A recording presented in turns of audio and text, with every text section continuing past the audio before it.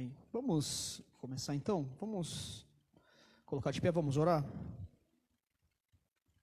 Vamos agradecer ao Senhor, podemos estar aqui nessa noite, amém? Senhor, nosso Deus, nós te bendizemos, te damos graça por esse dia, te louvamos pelo teu amor, pela tua misericórdia que se renova sobre nós, Pai. E aqui estamos diante do Senhor, colocamos as nossas vidas na tua presença, que o Senhor venha falar aos nossos corações, que o Senhor venha nos fortalecer, que o Senhor venha nos ensinar, Senhor. E o nosso coração esteja também pronto para receber da tua palavra, que sejamos fortalecidos no Senhor, que cresçamos, ó Pai, naquilo que é a tua vontade, o teu querer para a tua igreja, neste lugar, em nome de Jesus, Pai. Fala com cada um de nós, nos ensina, conforme a tua vontade, ó Pai, que teu Espírito Santo seja o nosso guia, venha nos conduzir nesta noite, é que nós te pedimos em nome de Jesus. Amém? Vamos ler um texto? Abra a tua Bíblia, lá na primeira carta de Pedro. Primeira carta de Pedro, nós vamos ler do versículo 1 até o 9, amém?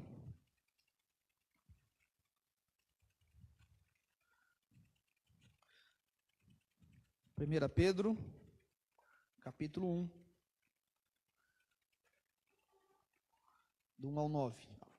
Diz assim: Pedro, apóstolo de Jesus Cristo, aos eleitos que são forasteiros da dispersão no Ponto, Galácia, Capadócia, Ásia e Bitínia, eleitos segundo a presciência de Deus Pai, em santificação do Espírito, para a obediência e a aspersão de sangue de Jesus Cristo, para a graça e paz vos sejam multiplicadas.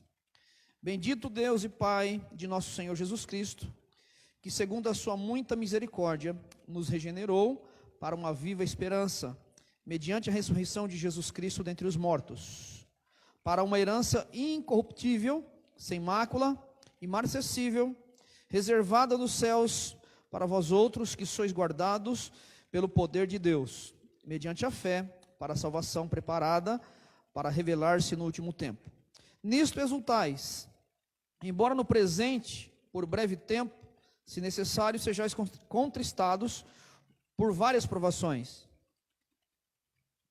para que, uma vez confirmado o valor da vossa fé, muito mais preciosa do que o ouro perecível, mesmo apurado por fogo, redunde em louvor, glória e honra na revelação de Jesus Cristo, a quem, não havendo visto a mais, no qual, não vendo agora, mas crendo, exultais com alegria indizível e cheio de glória, obtendo o fim da vossa fé, a salvação da vossa alma. Amém? Pode se assentar. Glória a Deus. Nós temos falado, meditado um pouco, temos aqui falado, aprendido sobre o batismo no Espírito Santo e os dons espirituais. Como eu já disse para os irmãos, se você tem acompanhado na semana passada, eu disse que isso é importante porque diz respeito à identidade dessa igreja, né? Os batistas nacionais surgiram daquilo que em nosso meio se denomina movimento de renovação espiritual, e desse movimento, né, de busca do Espírito Santo, dos dons. Esse ministério, essa igreja cresceu e hoje está espalhada. Então, esse é um dos motivos para que você aprenda e você saiba, né, entenda a necessidade do batismo no Espírito, dos dons agindo na vida da igreja ou na vida de cada crente. Amém? A gente disse também que isso nós vemos esse batismo na própria história da igreja, né, de maneira geral. Nós vemos homens que foram cheios do Espírito, batizados no Espírito, e ali no poder do Espírito fizeram a obra de Deus, pregando com autoridade, com testemunho de poder. Amém? Então nós temos falado um pouquinho sobre isso, falamos algumas coisas, e naquilo que nós cremos, né, que regeneração é separado, o batismo no Espírito Santo é separado e distinto de regeneração ou de novo nascimento. Então nós estamos aqui falando que você pode ser um cristão, você pode ser crente, né, salvo, convertido, mas não ser batizado no Espírito, né? Não passar por essa experiência do batismo no Espírito Santo, amém? Do batismo no Espírito Santo. Então, nós vamos falar um pouquinho mais, e tudo que eu tenho dito aqui, eu tenho tentado trazer argumentos e, de alguma maneira, que a gente entenda isso biblicamente, amém? Não só dentro daquilo que a gente acha ou a gente pensa, mas que esse ensino, né, que essa doutrina do batismo no Espírito Santo, você entenda que ela está embasada e tem base bíblica, né? E quando nós olhamos para o Novo Testamento, nós vemos uma igreja, né, que era uma igreja onde eles tinham essa experiência e tinham um testemunho de poder, amém? Então, é isso que nós temos feito, mostrado essa distinção, mas não provar com aquilo que a gente acha, entender isso com aquilo que a gente acha ou pensa, o que a gente gosta, mas olhando sim para o texto bíblico, né? Porque, como eu já disse a semana passada, se você viu aí, ou se esteve aqui, quem esteve, quando a gente despreza a Escritura, ou não despreza, mas renega as Escrituras em segundo plano, ou nós partimos para o fanatismo, porque nós vamos basear todo o nosso entendimento nas nossas próprias experiências pessoais, né? E não olharemos para a Escritura da maneira, e não tiraremos aquilo que a Escritura diz a respeito dessa doutrina. Então isso conduz, né, isso gera um fanatismo, né? E isso foi um problema no decorrer da história da igreja. Nós vemos muitos problemas por causa disso também. Por quê? Porque aqueles que passavam por essa experiência e defendia, né, e crê nessa doutrina do batismo do Espírito Santo, eles começavam a falar, não, agora Deus fala direto comigo, e é como se fosse as Escrituras, ela fosse deixada de lado, amém? Então esse é um problema, é um dos extremos. O outro é quando nós colocamos também a nossa tradição acima das Escrituras, que gera outro problema também, que gera o quê? O apagar do Espírito, né? Porque nós queremos manter a ordem, nós queremos controlar as coisas, nós queremos controlar e manter a ordem dentro daquilo que a gente pré-estabeleceu, e muitas vezes, e na maioria das vezes, ou podemos dizer todas as vezes, isso vai gerar e vai trazer morte, né? Vai trazer o apagar do Espírito, né? Aquilo que Paulo diz aos Tessalonicenses, não apagueis o Espírito, amém? Então, quando nós olhamos para a palavra de Deus, nós estamos buscando esse equilíbrio de entender, né, o que significa ser batizado no Espírito, né, e como é que nós podemos manifestar isso, e como é que os dons se manifestam, os dons espirituais se manifestam, amém? Então vamos um pouquinho mais a fundo, vamos aprofundar um pouco mais. Um argumento usado, né, para quem entende que regeneração e batismo no Espírito Santo é a mesma coisa, e para nós que cremos que são coisas distintas, o que acontece, né? O argumento muitas vezes usado contra o ensinamento que separa essas duas coisas, né, regeneração, novo nascimento, de batismo no Espírito Santo, eles usam um argumento. Que argumento que é esse, né? O que eles vão dizer? Por que eles dizem que quando eles querem olhar, olha para você e para mim que cremos, né, e aqueles que não creem, qual que é o argumento, né? Que esse ensino que nós pregamos e falamos e cremos, essa doutrina, está todo sustentado e baseado no livro de Atos, né? Lógico que a gente não nega que o livro de Atos, a narrativa de Atos, ela tem grande importância e é base para aquilo que nós cremos e defendemos, né? Aquilo que aconteceu ali em Pentecoste, o derramar do Espírito, aquilo que Deus operou naquele lugar, né? O Espírito de Deus operou naquele lugar, como é que as coisas aconteceram. Então, isso é de suma importância, né, para essa doutrina. Então, aqueles que muitas vezes querem argumentar, né, contra esse ensino, eles vão dizer, não, olha, mas vocês falam, mas esse ensino é todo baseado numa interpretação, né, uma hermenêutica, uma interpretação bíblica de Atos, né? Enquanto o que se deve buscar e os fundamentos para a vida cristã deve ser buscada nas epístolas e nos ensinamentos de Jesus, né?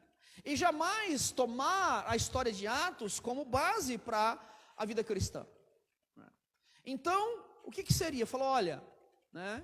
Eles vão argumentar o seguinte, falou, não, é que vocês usam o livro de Atos para embasar essa doutrina. E a gente tem que embasar a nossa vida cristã naquilo que as epístolas nos ensinam e naquilo que também que Jesus Cristo nos ensinou. Então esse é um argumento usado por aqueles que não creem que o batismo no Espírito Santo é algo necessário e importante para esse tempo. É esse argumento que ele vai usar. Amém? Mas qual que é o problema disso? É que nunca devemos pôr uma porção das Escrituras contra a outra, amém? Então, se eu digo assim, olha, a vida cristã ela deve ser baseada e sustentada por aquilo que Jesus Cristo ensinou, né, nos evangelhos que nós lemos, nas epístolas, e não usar de uma narrativa para determinar como é que nós vamos viver a nossa vida cristã. E quando nós fazemos isso, nós não podemos colocar, né, uma porção da Escritura contra a outra, né?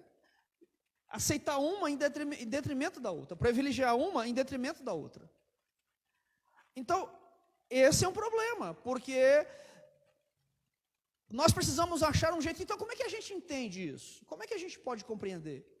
Se eu disse que o livro de Atos, ele é a base para essa doutrina do batismo no Espírito Santo, não temos dúvida disso, né?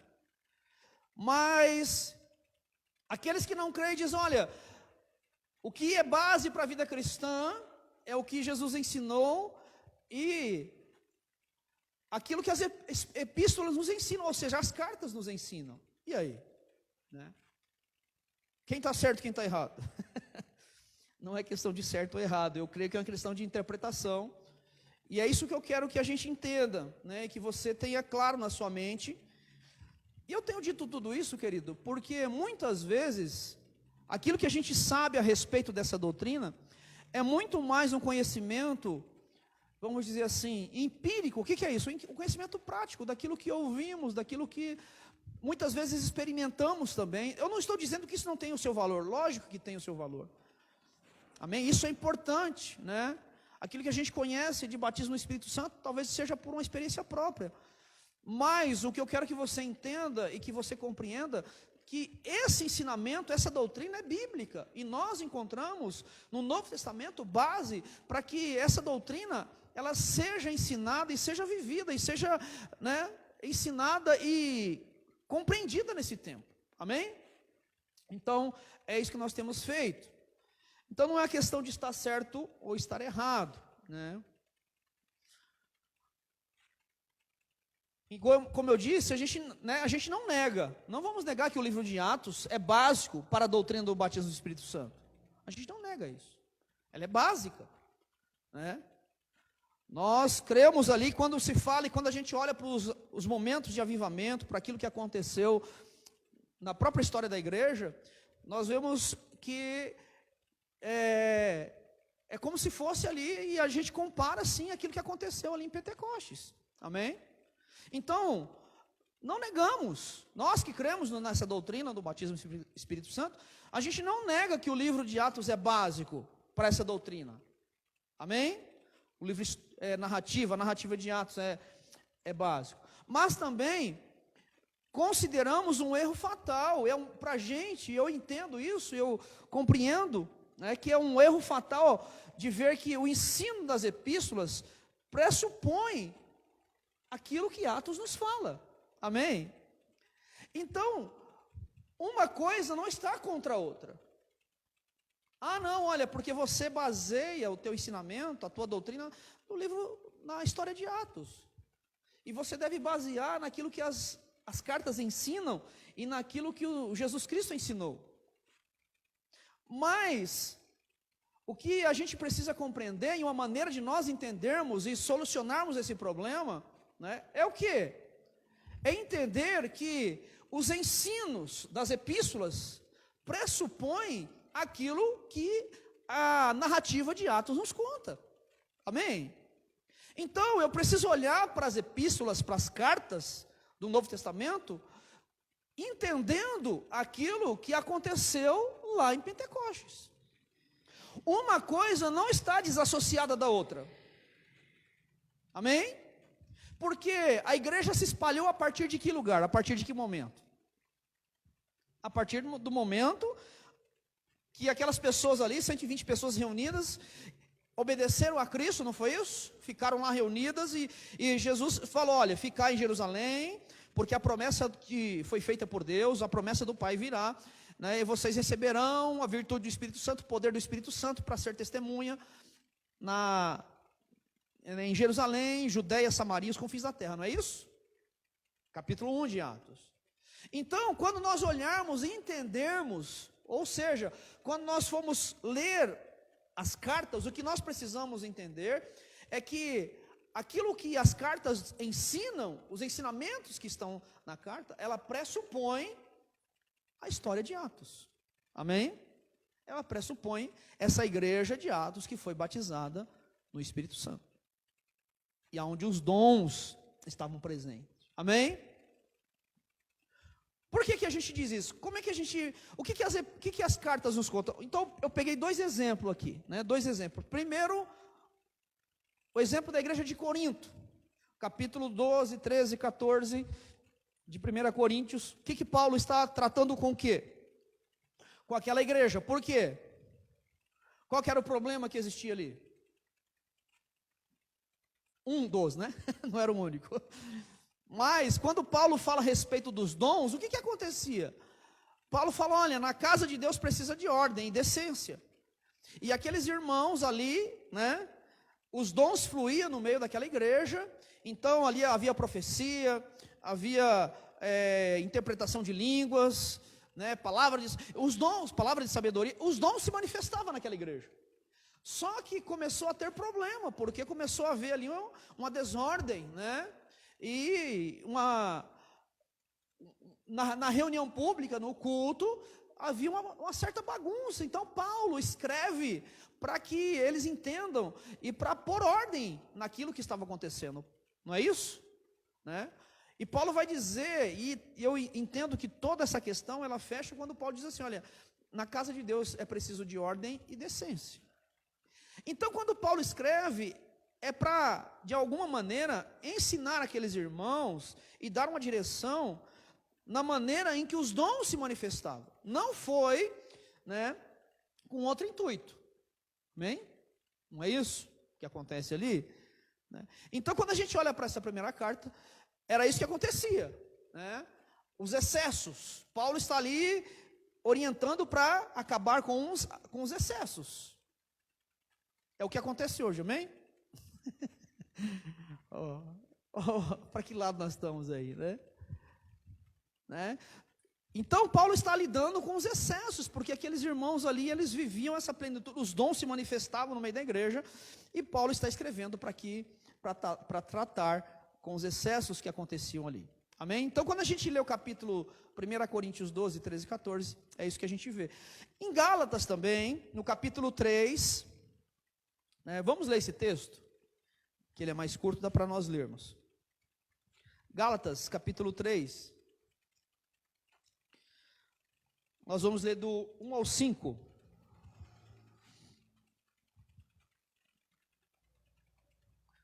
Paulo apela para a experiência ali, os Gálatas estão se esquecendo dos ensinamentos, e Paulo está também corrigindo, orientando.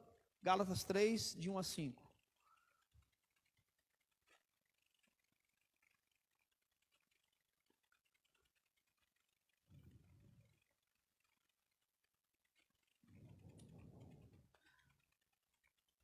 Gálatas 3.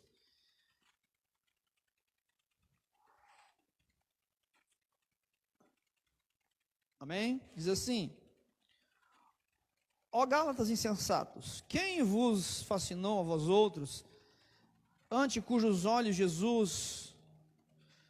foi Jesus exposto como crucificado? Quero apenas saber isso de vós. Recebeste o Espírito pelas obras da lei ou pela pregação da fé? Sois assim insensatos que, tendo começado no Espírito, estejais agora vos aperfeiçoando na carne? Terá sido em vão que tantas coisas sofrestes, se na verdade foram em vão. Aquele, pois, que vos concede o Espírito e que opera milagre entre vós, porventura o faz pelas obras da lei ou pela pregação da fé? Então o que acontece ali? Paulo está chamando a atenção, exortando essa igreja, porque eles estão deixando de olhar para Cristo crucificado e querendo voltar às práticas da lei. Ele está aqui falando e defendendo a questão da justificação, da pregação da fé, e não por obras, não pelas obras da lei, né? Porque ali havia alguns tentando ensinar os irmãos que era necessário circuncidar-se.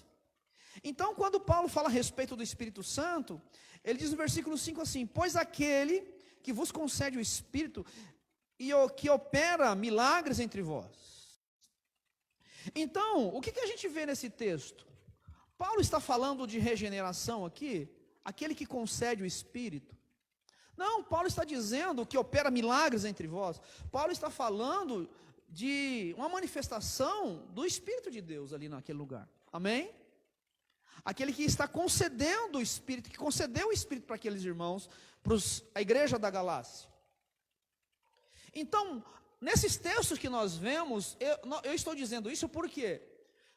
Porque o que nós, voltando lá naquilo que na premissa que nós falamos, regeneração é distinto e separado de batismo no Espírito Santo, não é a mesma coisa, né?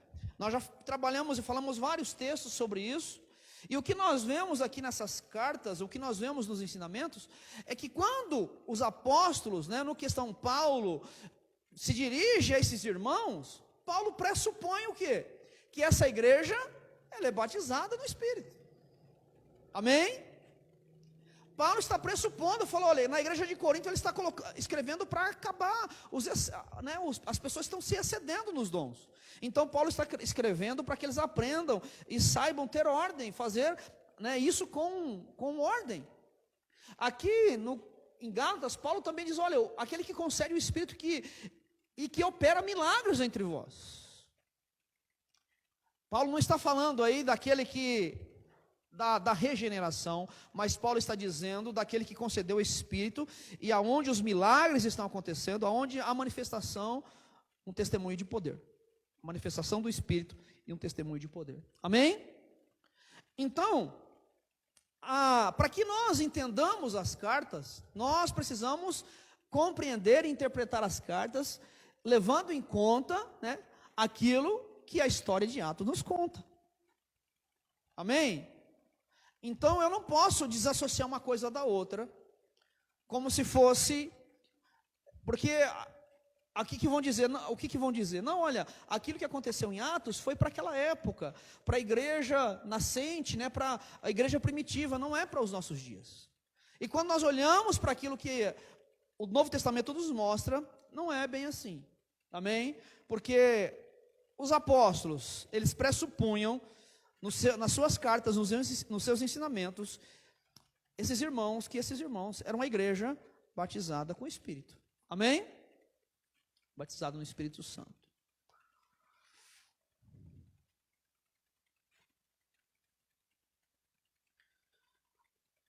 Então, a história de Atos nos ajuda a interpretar, e assim devemos fazer. Amém? A história, aquilo que Atos narra, nos ajuda a interpretar o que as cartas dizem, o que os ensinamentos das cartas nos ensinam. Amém? Então, essa é a maneira que nós devemos olhar para as cartas e entendê-las. Aqui eu coloquei uma pergunta: qual era a realidade espiritual vivida pela igreja no Novo Testamento? Qual que era essa realidade, né? Eles viviam hesitando? Era uma igreja hesitante, sim ou não? O que você acha da sua leitura? Eu sei que você é um bom leitor do Novo Testamento. A igreja do Novo Testamento era uma igreja hesitante? O que você acha? Era uma igreja cambaleante, que vivia cambaleando, né? Com incertezas em relação à sua fé, eles eram resolutos, determinados, enfrentando toda e qualquer oposição. O que você acha? Sim ou não? Era uma igreja hesitante, cambaleante, ou era uma igreja que tinha convicções, tinha uma certeza? O que nós vemos, queridos, era uma igreja que ela era convicta, né? Era uma igreja resoluta, ela enfrentava toda e qualquer situação, e na própria história da igreja nós vemos isso, né? O que levava aqueles irmãos a morrer, né, pelo Evangelho, a estar disposto a dar as suas vidas pelo Evangelho? Não era uma igreja cambaleante, era uma igreja onde o testemunho daquela igreja era um testemunho de poder. Por quê? Era uma igreja batizada no Espírito, amém? Era uma igreja que não apenas creu em Cristo, mas era uma igreja que tinha convicção, que tinha uma certeza inabalável dentro de si, de quem eles eram. E às vezes, quando nós lemos esses textos, quando você vê Paulo dizendo assim, né, Paulo vai dizer, olha, porque o viver para mim é Cristo, morrer é lucro. E às vezes para nós falamos isso muitas vezes está na nossa boca, mas será que não é uma declaração? Muitas vezes nós não declaramos isso e parece que não é uma declaração vazia. Quando Paulo está dizendo isso, né, quando isso sai da boca de Paulo, né, e Paulo era esse homem que foi batizado no Espírito, e nós já falamos sobre isso aqui na semana passada. O que nós vemos, né? Que Paulo, ele tinha uma convicção, uma certeza tão grande dentro dele, que nada o abalava. Circunstâncias difíceis, nem circunstâncias boas, nem enfermidade, nem na saúde, nada abalava a fé de Paulo. Ou seja, Paulo tinha uma convicção dentro dele, e essa convicção só podemos ter se nós realmente formos batizados com o Espírito de Deus, amém? Se nós tivermos essa experiência, porque nós podemos olhar, queridos, nós podemos viver a vida cristã de duas maneiras. Você pode viver, e isso, né, é algo que nós podemos ver na própria Bíblia, e aquilo que durante a própria história da igreja nós vemos. Você pode viver uma vida cristã, você pode ser salvo, você vai para o céu, mas você vai viver a sua vida aqui lutando, né? Lutando contra isso, lutando contra aquilo. A minha vida, eu preciso buscar a Deus. Não, olha, né, eu não sei nem se eu vou para o céu, mas eu estou me esforçando para ir. Você já viu alguém dizer assim ou não? Não, eu não sei se eu vou, mas eu estou me esforçando para ir. Estou batalhando para ir para o céu, né? Será que era assim que Paulo vivia a sua vida cristã? Será que era assim que essa igreja do Novo Testamento vivia? Porque essas pessoas, e quando nós lemos no texto de 1 Pedro, eles estavam passando por grandes dificuldades. Sim ou não? Né? Por um tempo, Pedro vai dizer, olha, mesmo que por um tempo vocês estão passando por lutas, né, por provações. Era uma igreja que era provada. Mas mesmo em meio a essas provações, eles mantinham a convicção de uma garantia de uma fé fundamentada, e eles não cediam, não retrocediam um passo, 1 milímetro na sua posição. De regenerados, de nascidos de novo, de filhos de Deus, de homens e mulheres que tinham testemunho de poder, porque eram batizados com esse Espírito. Então, quando nós olhamos para o Novo Testamento, nós não estamos falando de uma igreja perfeita. Eles tinham seus problemas, sim, mas era uma igreja determinada, né? E isso, quando os apóstolos escrevem, as cartas são escritas, eles estão levando em conta, eles estão pressupondo essa igreja, né? Essa igreja cheia do Espírito Santo de Deus, batizada no Espírito, amém? Você está entendendo? Está difícil ou está? Né? Então, eles não viviam hesitando. Não é muitas vezes como a igreja de hoje, uma igreja que vive, uma igreja hesitante, né? Uma igreja muitas vezes cambaleante, que uma hora está bem, outra... Não, eram cristãos, crentes resolutos, determinados a enfrentar o que fosse. Nada sucumbia, a fé, nada fazia com que ele sucumbisse na fé. Amém? Nem as provações, nem as perseguições. Então, quando nós olhamos, essa era a realidade para a igreja do Novo Testamento, essa era a realidade daquela igreja. Essa era a realidade daquela igreja. Amém?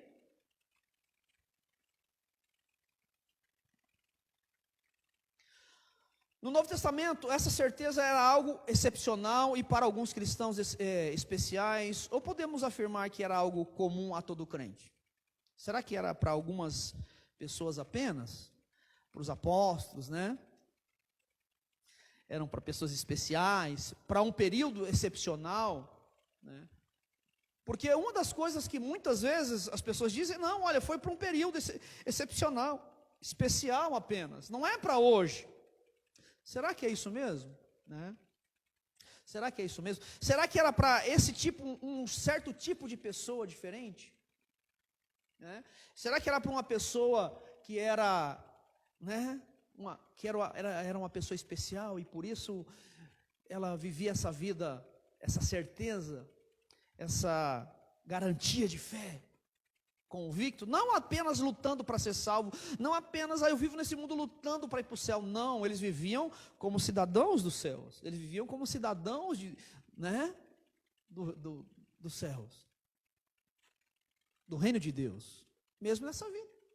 Então nada abalava a fé daqueles irmãos, mas era para algumas pessoas, era para pessoas especiais. Ou era para todo crente? Era algo comum para todo crente? Era algo incomum?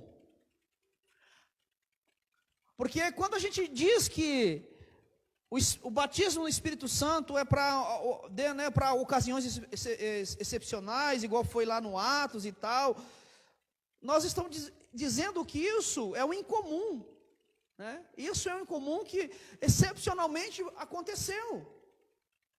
Mas quando nós olhamos para o Novo Testamento, nós vemos que não, isso era algo comum e disponível a todos os crentes. Amém? Esse texto que nós lemos de 1 Pedro, o que nós vemos nesse texto?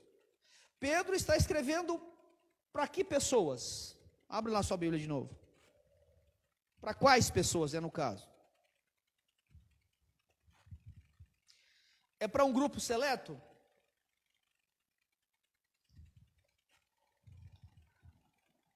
Pedro nem diz quem são, ele chama eles de são chamados de forasteiros, versículo 1, não é isso? Pedro falou, olha, aos eleitos que são forasteiros da dispersão, eram pessoas, irmãos que estavam dispersos no Ponto, na Galácia, na Capadócia, Ásia, Bitínia, ou seja, eles estavam dispersos ali pela Ásia. Pedro nem cita o nome deles, né? É para essas pessoas. E como é que esses irmãos viviam? Como é que era a vida cristã desses irmãos, né? Mesmo que por alguns momentos, como diz no versículo 6, eles estavam ali contristados por várias provações. Olha o que diz no versículo 8.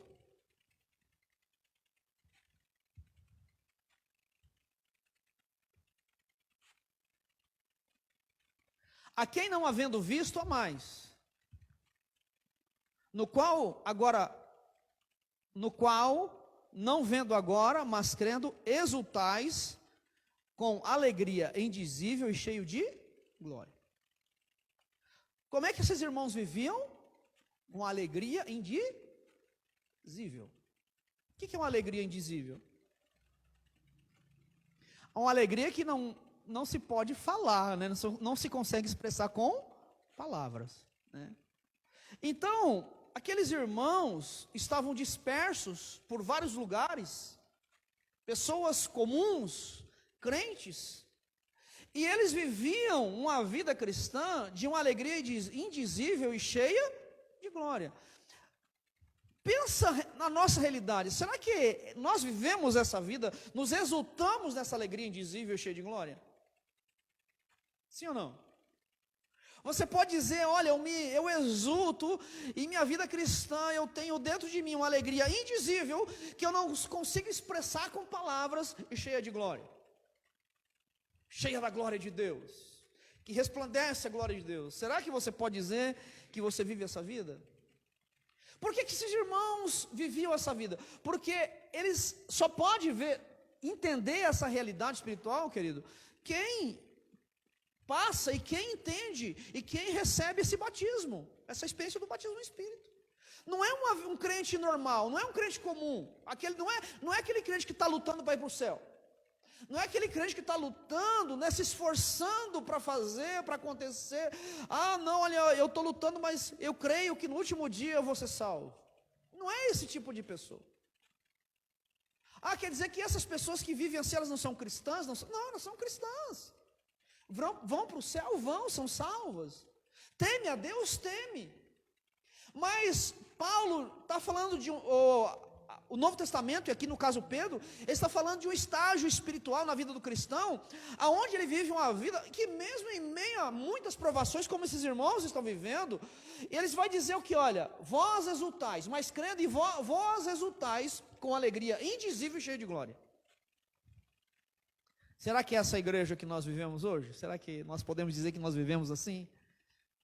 Com essa alegria indizível e cheia de glória? Porque essa vida, né, e essa característica são de crentes batizados no Espírito. E como eu disse aqui, os apóstolos, eles pressupunham aquilo que aconteceu em Atos.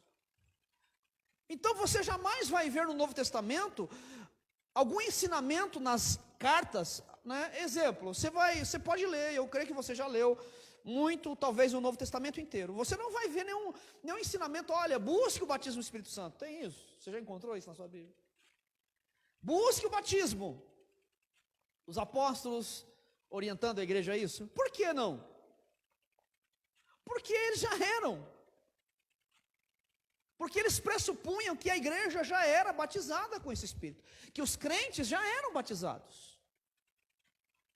E quando nós olhamos, e aqui nós falamos na semana passada, né, que ali, mesmo em Éfeso, quando Paulo chega ali para aqueles irmãos e fala, olha, vocês conhecem o Espírito Santo, né, recebeste o Espírito Santo quando cresces?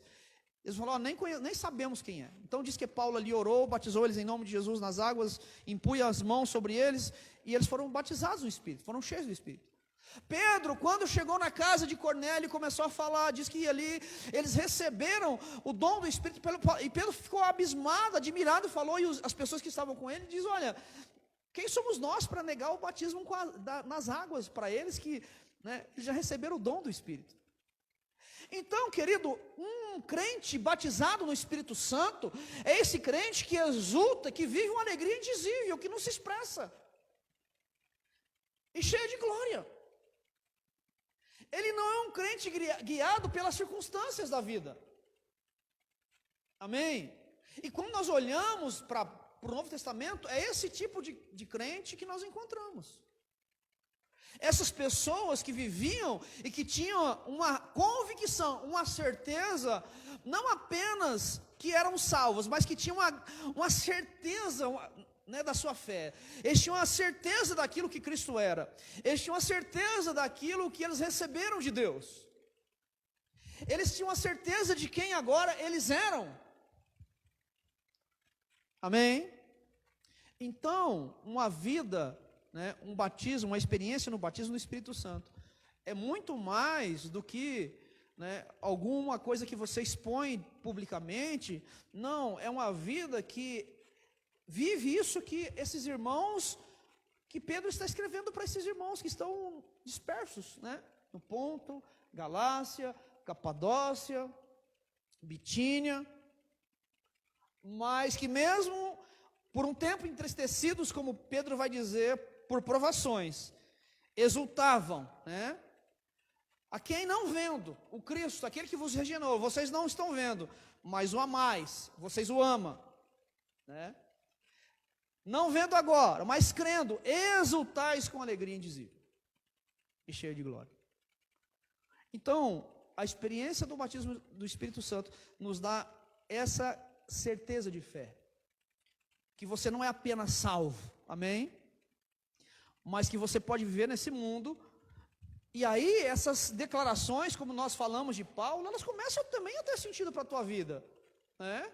Um crente que passou e que tem essa alegria, e que tem essa vida abundante de Deus. Quando Paulo diz assim, olha, o viver para mim é lucro e o morrer é Cristo, né? O viver para mim é Cristo, o viver para mim é Cristo, o morrer é lucro, né? Isso começa a fazer sentido, faz sentido para esses irmãos.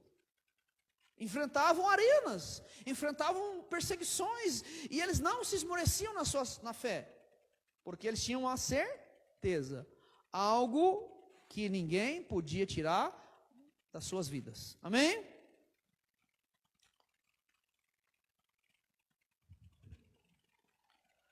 Então, como entender as epístolas, né? Como é que a gente entende? Deus inicia a sua igreja derramando o Espírito Santo. Lembra daquilo que a gente falou? Não é isso que acontece lá em Jerusalém? Atos capítulo 1, capítulo 2, estavam lá todos reunidos, veio sobre eles como um vento impetuoso, e foi derramado sobre eles o Espírito Santo. Então, a igreja do Novo Testamento também é uma igreja batizada no Espírito Santo. Não é como a igreja de hoje. Amém? E isso, como eu disse, é para algumas pessoas especiais, não.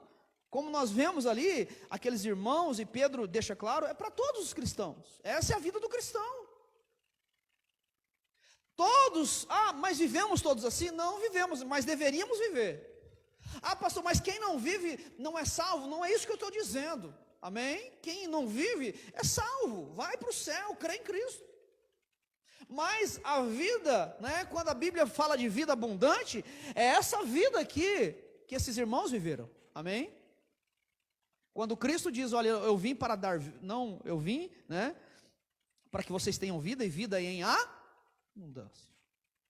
Então, esses irmãos no Novo Testamento, essa igreja, era uma igreja que vivia essa plenitude em suas vidas. Não vivia como eu e você muitas vezes, ou como a maioria de nós vivemos hoje.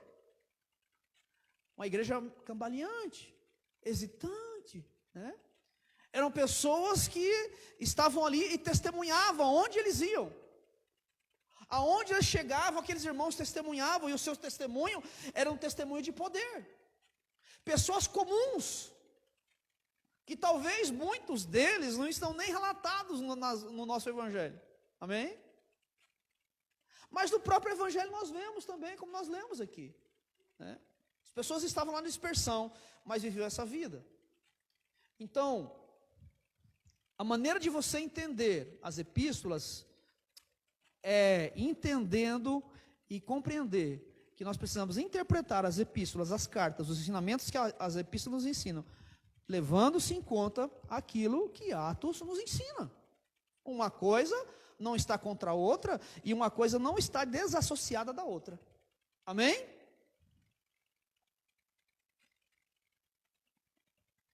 No Novo Testamento não encontramos, como eu disse aqui, nenhuma exortação para buscarmos o batismo do Espírito Santo.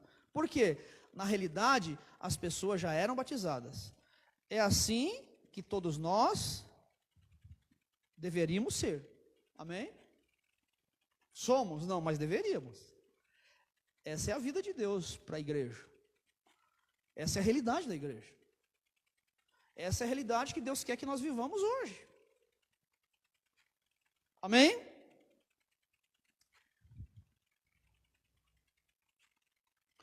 Então, tudo isso eu estou dizendo para que você entenda, para que isso fique claro na tua mente, que o batismo no Espírito Santo é separado e distinto de regeneração. Você pode ser um cristão regenerado, nascido de novo, salvo, que vai para o céu, mas não ser batizado no Espírito. Amém? E não ter essa alegria indizível. E não ter essa vida cheia de glória. E viver nesse mundo lutando para ir para o céu. Amém? Para terminar, nós podemos aí usar um exemplo de Jesus. Vamos olhar para Jesus e para o seu ministério. Jesus era mais que regenerado, amém? Porque a Bíblia diz que ele veio o quê? Veio a este mundo e sem pecado. Gerado pelo Espírito, não tinha pecado, não teve pecado. E não tem pecado. Amém? Mas o que nós lemos ali no batismo de Jesus? Que quando Jesus ali foi para ser batizado, diz que o Espírito Santo veio sobre ele, em forma de pomba, né? E ali ele foi revestido. E logo depois que ele saiu do seu batismo, para onde é que Jesus foi? Pelo mesmo Espírito, levado ao deserto para ser tentado. Amém? Então, nós vemos que o próprio ministério, a vida de Jesus, enquanto terrena, enquanto homem, enquanto, né, o verbo encarnado, ele viveu essa vida no poder do Espírito. Ele foi batizado com esse Espírito, né? Sobre ele repousou esse Espírito. E a Bíblia diz que ali, quando ele chegou, você já leu ali em Lucas 4, diz que quando ele chegou ali na sinagoga, pegou o livro de Isaías, e o que ele leu? Isaías 61, né? O Espírito de Deus está sobre mim, porque ele me ungiu para pregar boas novas, o ano aceitável do Senhor. Amém? Então, nós vemos que o próprio Cristo, ele exerceu o seu ministério, né? E ele viveu nessa vida pelo poder do Espírito Santo. E a Bíblia diz também ali que quando ele, depois de sair dali, né, da sinagoga, diz que ele foi pela Galileia e fazendo e operando obras e fazendo, testemunhando no poder do Espírito. Amém? Então, queridos, essa é a realidade do crente. É assim que todo cristão deveria ser. Essa é a realidade espiritual minha e sua. E quando nós olhamos na própria história da igreja, nós vamos ver homens que viveram e entenderam isso, essa realidade. E receberam, tiveram essa experiência nas suas vidas, né? E viveram essa vida e esse testemunho de poder. Viveram experimentaram e exultaram nessa alegria indizível. Amém? Então, isso é o que Deus tem para a sua igreja. Não importa a época, seja no passado, como também no presente. Amém? Então, é o que você precisa entender e buscar de Deus. E sondar o teu coração, né? Se você realmente é esse cristão que tem essa certeza da sua fé, essa garantia da tua fé. Se você realmente é esse, ou se você é esse cristão que vive lutando para ir para o céu, né? Que vive lutando, não, olha, eu estou lutando contra mim mesmo, contra as dificuldades. Essa luta, ela existe, mas quando nós recebemos e passamos por essa experiência, e temos essa experiência, nós não sucumbimos, amém? Nós estamos convictos, nós estamos certos daquilo que somos e daquilo que recebemos de Deus, dessa nova criatura, desse ser regenerado, para manifestar a glória de Deus nesse tempo, amém? Então, tudo isso que eu estou dizendo até agora, né, desde a semana passada até agora, é para que você entenda que existem duas circunstâncias na vida do crente. Existe esse estágio que você pode ser um cristão, salvo, regenerado, e não ser batizado no Espírito. Mas essa é a realidade de Deus, e esse batismo, essa experiência de uma vida cheia de glória, cheia de uma alegria transbordante e cheio da glória de Deus, é a realidade para todo e qualquer cristão. Que o Senhor nos dê graça para isso, amém? O Senhor nos mova nos nossos corações, que nós busquemos essa vida em Cristo, em nome de Jesus, amém? Vamos orar? Feche os teus olhos, vamos orar ao Senhor.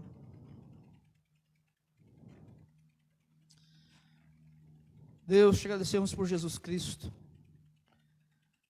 que nos concedeu o Espírito, que nos concede o Espírito Santo. Esse Espírito, ó Deus, que nos faz, ó Pai, ter essa convicção, essa certeza de quem somos, do que recebemos. Essa convicção, ó Pai, que não nos deixa viver uma vida nesse mundo, Senhor. Muitas vezes, ó Deus, sendo o povo seu mais escravizado por tantas circunstâncias, Senhor. E eu clamo a Ti, Deus, nessa hora, que o Teu Espírito, que a Tua graça seja abundante, que o Teu Espírito que nos salvou, que nos regenerou, que esse Espírito também seja derramado, que nós recebamos, ó Deus, desse batismo neste lugar. Que o Senhor encontre aqui, Senhor, corações, ó Deus, famintos, sedentos. E como diz na Tua palavra, que o Senhor é aquele que mata toda sede, que dessedenta toda sede. E que o Senhor encontre aqui, ó Pai, almas famintas, desejosas por mais do Senhor, de ver essa vida abundante nessa terra, Senhor. Deus, de entender, ó Pai, de olhar para a Bíblia Sagrada, de olhar para as Escrituras Sagradas, e, ó Deus, de ver a realidade, ó Deus, de viver essa realidade da vida cristã. Que muitas vezes, ó Deus, nesse tempo, ó Deus, está tão longe, nós não conseguimos nem conceber, mas nós estamos aqui humildemente na Tua presença, Senhor, reconhecendo que nós dependemos do Senhor, dependemos da Tua graça, e dependemos, ó Pai, do Teu Espírito Santo, em nome de Jesus, Pai. Que o Senhor estenda as Tuas mãos sobre a Tua igreja, que o Senhor opere em cada coração, que o Senhor dê graça, que o Senhor fortaleça, que o Senhor, ó Pai, coloque, ó Pai, que o Senhor nos desperte para buscarmos, para desejarmos essa vida verdadeiramente. Deus, que haja esse desejo, Senhor, dessa vida abundante, dessa alegria indizível. Deus, que vai, Senhor, se tornar um testemunho, ó Deus, poderoso nesse tempo. Senhor, para converter os pecadores, uma igreja viva, uma igreja vibrante, ó Deus, uma igreja, Senhor, que não se prostra diante das circunstâncias, que não retrocede, mas que caminha olhando para Jesus, e crendo, ó Pai, na obra da cruz, e crendo, ó Pai, que nada nesta vida, nada neste mundo pode nos separar, pode roubar a nossa fé. Deus, pode fazer-nos, ó Deus, retroceder, Pai, em nome de Jesus, Senhor. Eu oro por cada vida, estenda as Tuas mãos, ó Deus, fala ao coração da Tua igreja, fala ao coração do Teu povo, em nome de Jesus, que o Senhor encontre aqui, Senhor, em nossas vidas, corações famintos, sedentos do Senhor, em nome de Jesus. Amém? Glória a Deus. Então, é isso, meus queridos, estamos encerrados. Deus abençoe.